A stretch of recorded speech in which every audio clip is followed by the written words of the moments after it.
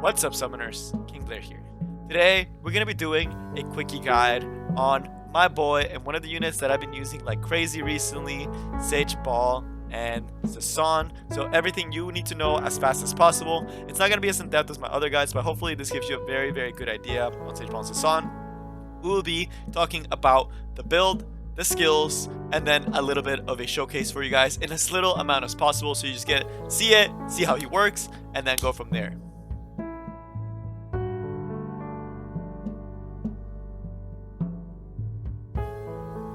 Alright, now let's quickly go over the build and the artifacts you can use in Sage Baal, as well as some of the investments and some things like that. So he is very Mola intensive, so you will need at least 14 if you want to make him really, really good. You can, if you're struggling with Mola, you're a free-to-play player, you want to at least max out this S2 for him to be able to counter cleave effectively, which is something he does extremely, extremely well, to counter cleave. But if you want him to be just an overall unit to also take into bruiser teams, you do want more. Now, as far as the build, there are two. There's the speed, and then there's the counter set. Both will be using immunity. Speed is nice because it allows you to cut into cleave teams, so you do want that extra speed to be able to cut into cleave teams. Counter build is more for going against bruisers. You lose a lot of that speed, not allowing you to cut in with your S2, which means that you won't be able to effectively counter cleave teams without that speed set, but it can be really annoying to get a counter set on a bruiser, sleep them, and get more combat readiness with your S1, which is one of the reasons why people like putting counter set Sage Baal. Now, immunity is needed since you're going against cleave a lot. This will allow you to not get reset by a Faithless Litica or stunned by a Cerise early in the fight, which is very, very good, and it adds an extra layer of RNG to not let yourself be stripped by your opponent. It's also really good against speed contesters such as a Kali and a Sid, since they can't just push you back and silence you. They will not be able to kill you, and you will be able to push up, cut in, and kill something potentially if they were not able to kill you, and depending how squishy the team is at that point. So that's as far as the build. As far as the artifacts, there are two artifacts I will recommend. Abyssal Crown being one of the better ones because it gives you an extra layer of RNG to stun the opponent, and it's really, really good for speed Sage Baal because it just allows you to control the opponent and lock them down. It's my personal favorite. If you're trying to get a little bit tankier, Proof of Valor is what I would recommend. And for the counter set build, this is definitely the one that you need to use, because for the counter set build, they are going to be focusing you, and you're wanting to counter off of them trying to kill you. Proof of Valor also being really good against CDOM, so they can't just one-shot you with Challenge and Dummy, as a lot of people will try to do that. So again, having access to Proof of Valor, really, really good for countering CDOM, but Abyssal Crown giving you more versatility for stunning and being really annoying. So both extremely good artifacts. That's the two I will recommend. As far as stats, ignore the attack for now because that's just my own special build. The defense, you want at least 1.2 to 1.3k defense. Why? You don't want him getting one-shot by Rylets and all these other units. If it is lower, like 1.1, 1.2, but it is a lot, and you are trying to go for a faster Sage Baal, you can just opt for a Proof of Valor to make you a little bit bulkier. The HP, you want a minimum of 18k HP. Even mine is a little bit on the low side because I wanted to go for a bit of attack. This is already not that great on the HP side. You ideally want to hit 20k, but 18k HP does function pretty well, as functions pretty good, but 20k HP ideally. Speed, 220 speed plus and as high as you can get it, because you're wanting to cut into cleave. 220 is about the range where it's going to be easy for you to cut in to 250 speed units, since you're getting the 20% CR boost. Anything lower, you run the risk of not being able to cut in against the opponent. So again, very, very important. The higher the speed, the better. 220, but the faster, the better. Now, as far as effectiveness, this one is also going to be optional depending on what you want to do. I use my Sage Baal against almost all types of teams, bruisers and control and cleave, and having this effectiveness allows me to lock down bruiser teams, especially units like Krau and Lilias that may have some FRES, and give me a shot at stunning wells. I decided not to go all invested in effectiveness because he is very stat hungry in the other departments. If you're only using him for countering cleave and you're only using him as a speed demon with a ton of speed and a ton of HP, then the effectiveness stats you don't have to worry about at all, because cleave teams typically do not run effect resistance. So that's going to be for the stat lineup. As far as the attack, you may be wondering, why do I have that on all my pieces of gear? That is going to be because the S3 does scale off of attack as well as missing health, and having access to an early S3 is often nice, since he does tend to get ignored. I do like being able to use an early S3 that still is going to be doing 4 to 5k damage, versus if I didn't have the attack, he would only be doing like 3k, 2 to 3k. So that extra 2k does come in handy for executing off units and different types of things. But alright, that's it as far as the build, the artifacts. Now, the S1 is a single target damage skill that has a 75% chance to put the opponent to sleep. If successful, Sage Baal will get a 20% combat readiness push and help him cycle a lot better. Now, this skill is only 75% chance, so it is prone to missing overall, either with the 15% effectiveness effector system, or just overall the 25% chance to not land at all, which is why Abyssal Crown is such a good pair up with Sage Baal, as we see there. Another important thing to note about this S1 is going to be the fact that it is only a sleep. This means that hitting with another unit will wake that opponent up, so you have to be very careful on how you do this. But if you manage your S1 properly, you will be able to lock down opponents with the S1, cycle them, and be able to set up your Sage Baal and be an annoying menace. Now onto Sage Baal's S2. This is an AoE skill that strips one buff from the opponent and has an 85% chance to sleep after the buff is stripped. If the skill is not on cooldown, you also get a 20% CR push every time the opponent takes a turn, allowing it to be a great disruptor. One thing to note is that this skill can miss and only has an 85% chance to sleep, which means that there's a 15% chance that you won't even land the debuff, and with effectiveness and effector system, a 15% chance overall that you won't land the sleep, and this can mess you up in critical moments, as seen in the cleave in the background. Another important thing is that it only strips one buff, so against very buff heavy teams, you will only be stripping one buff, which means that you won't be able to land your silences. An important thing to note is right there on the last clip, we see the CR push allowing us to take the turn after the opponent and letting us set up into nasty S2 and disrupt the opponent. Sage Baal's S3, and one of the spiciest skills in Sage Baal's kit. It is a single target damage skill that is based off of Sage Baal's missing health. The less health he has, the more this skill will do. It does also have a little bit of attack scaling, as we will discuss later on. This skill is one of Sage Baal's execution skills, and it is able to easily kill the opponent. If this skill kills the opponent, it creates an AoE silence, as we saw in that clip there. It will silence all opponents on the enemy side, as well as it will fully heal Sage Baal. The heal and the silence require you to kill the unit, which requires them to be a little bit lower, since Sage Baal can just smack an opponent right from the beginning. So it is important you manage the S3 properly. So this is some ideas to get you to see where you can bring Sage Baal. Some of the units he pairs well with, some of the units he's countered by, some of the units he does well against, and some even matchups. And this should give you an idea. There are millions of other opportunities and are units that he counters and does well against, or that he loses to, and this is just an example for you an idea. This is also a live chart, like Cerise will also be going to the counter, so stick through to watch. Right, as far as spells with, essentially control, he pairs extremely well with control, particularly these units because they are able to do really well with Sage Baal being able to strip a buff. They are able to do their jobs effectively and do a lot of damage. As far as the Tenebria, very nasty control combo with her. So again, control pairs really well with him, but these units are just some of the units he pairs up better with. As far as these two, typically Landy and Spectre Tenebria are a little bit on the slower speed tier. They're not able to speed contest as easily, and people will go very aggressive against these units. Sage Baal allows you to stop them from going as aggressive. They pick a T-Cern and an Arbiter Vildred. The second one of them goes, you're able to S2, sleep the other one, and then your units can survive and get off their critical S3s. So again, that's why he kind of protects them from a lot of the damage going onto them because of the S2. As far as the counter buy, this one is a little bit more specific. There's not a lot of units that do the same thing.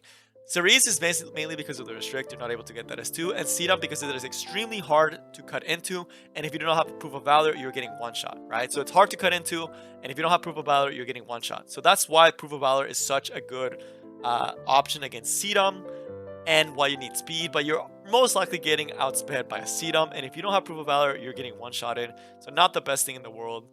Fallen Cecilia, too many buffs. So again, if there's any unit that puts up way too many buffs, it's hard for you.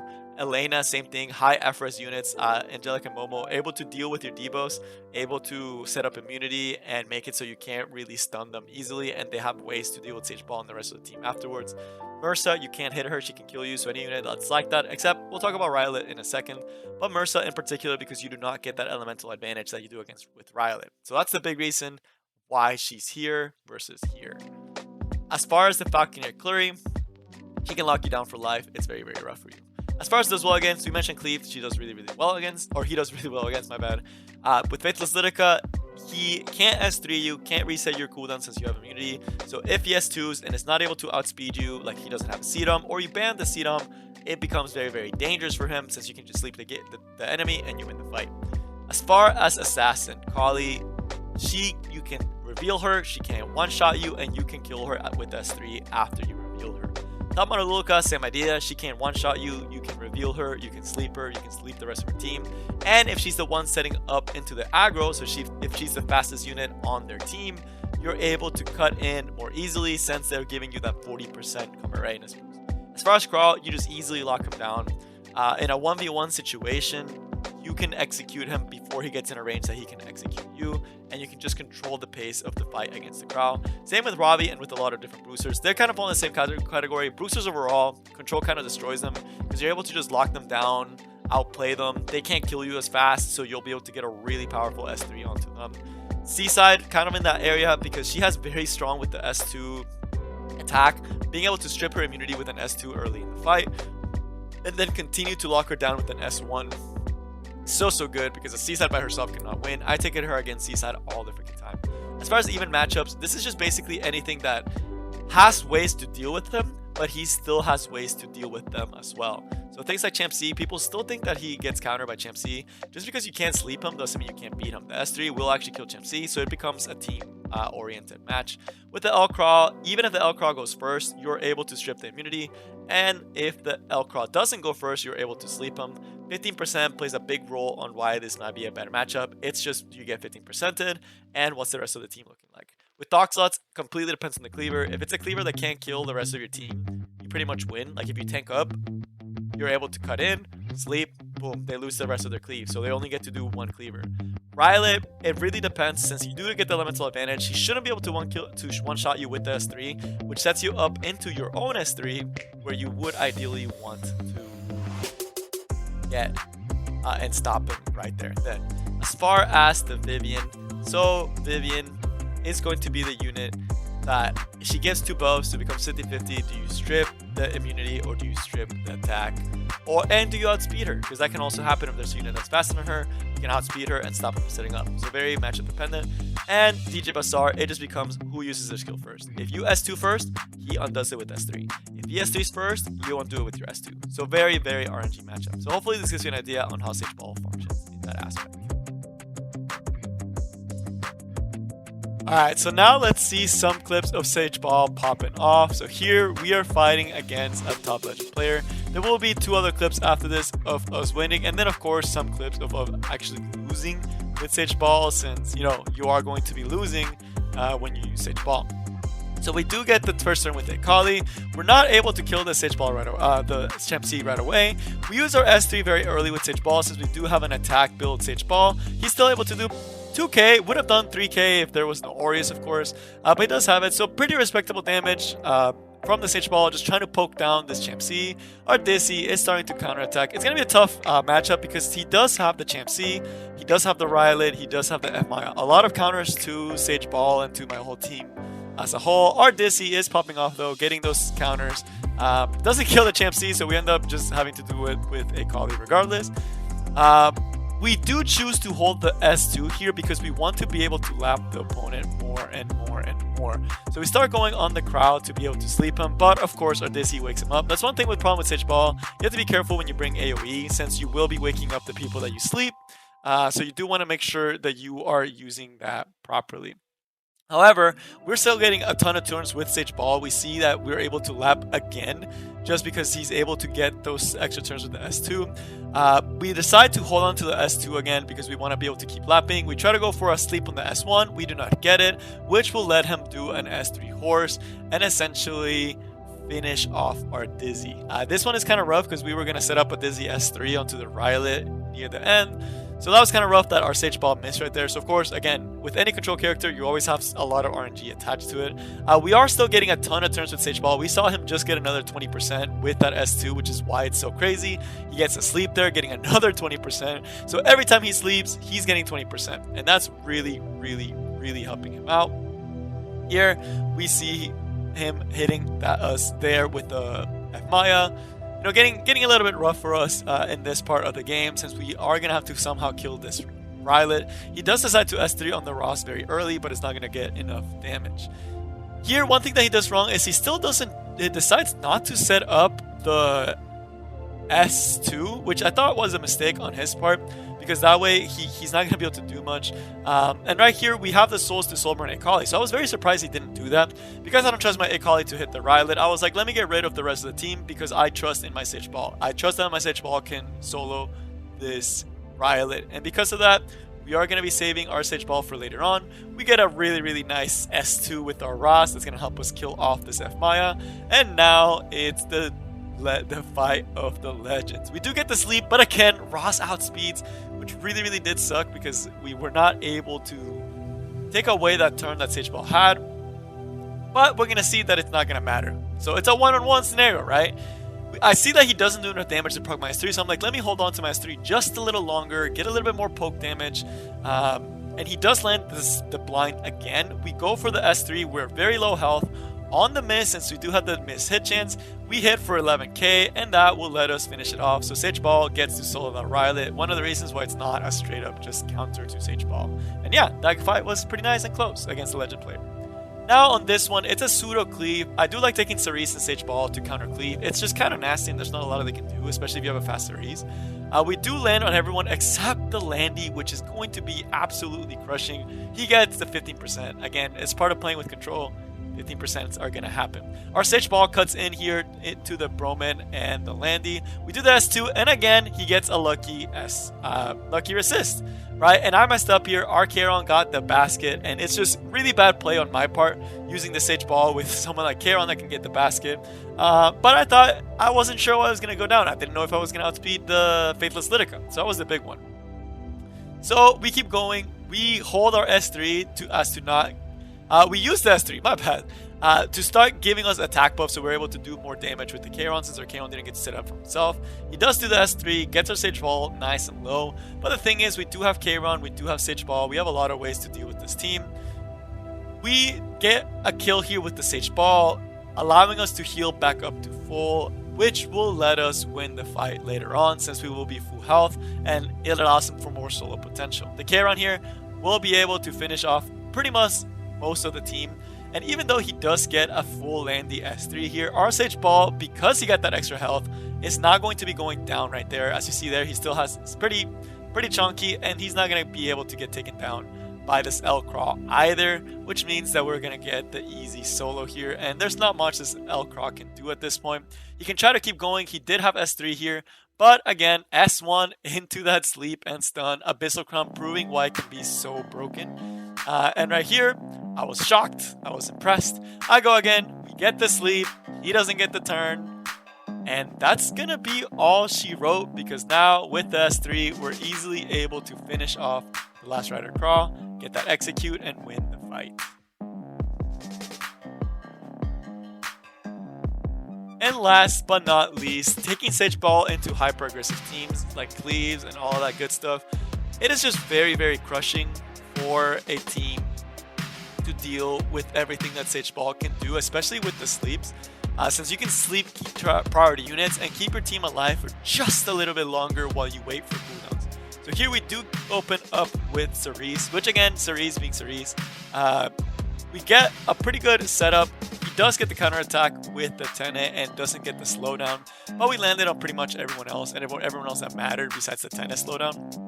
We decided to do the S3 here since we were going to proc the SSB regardless. This way we can mitigate a little bit more of that damage from the Tempest Surin.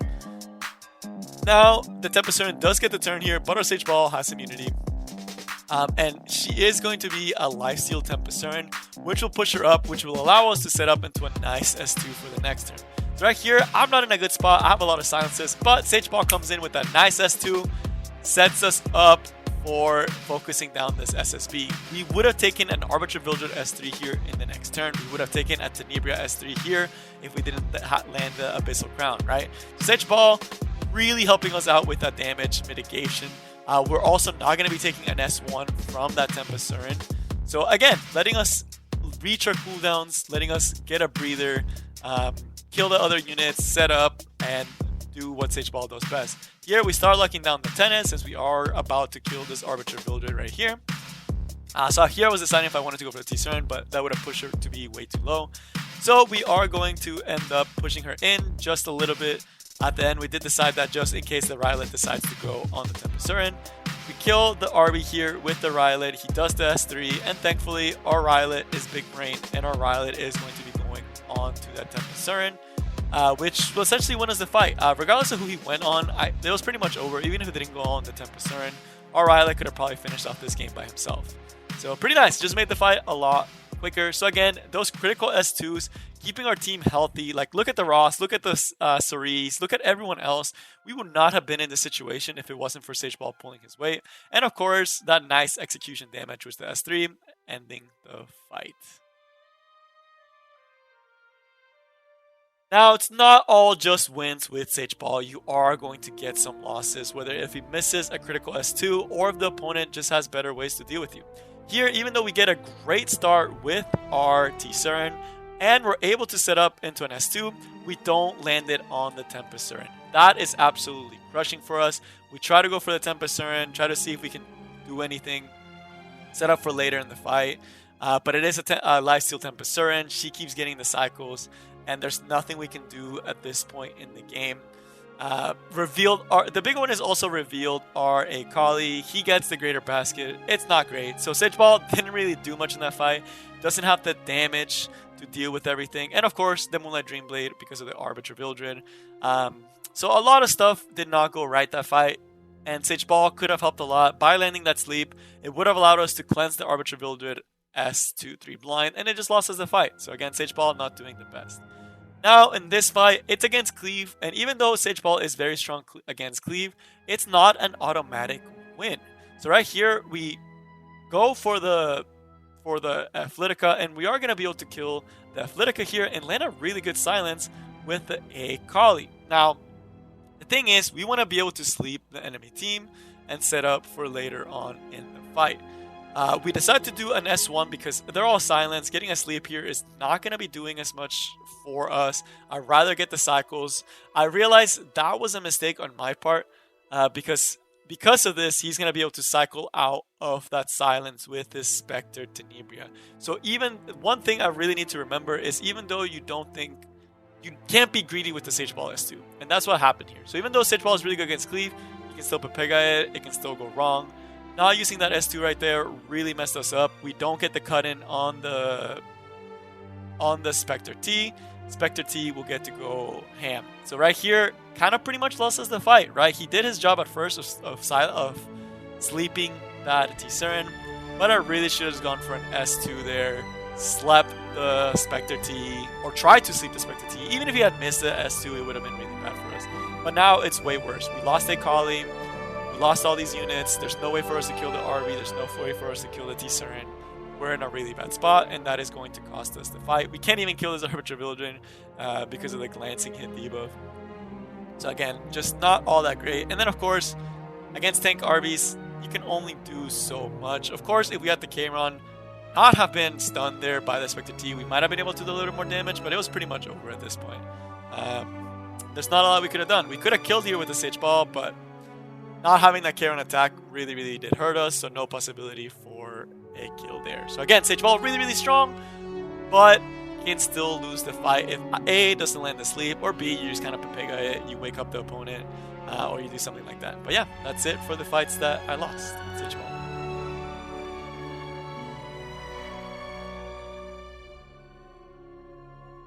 That's all I got for you guys today. I hope you enjoyed this mini guide on Sage Baal. Hopefully if you don't like him, this helps you go against him better. And if you do like him, he's a very fun unit. I highly recommend it.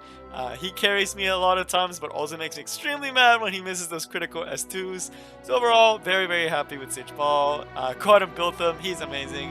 That's all I got for you guys today. I will see y'all next time.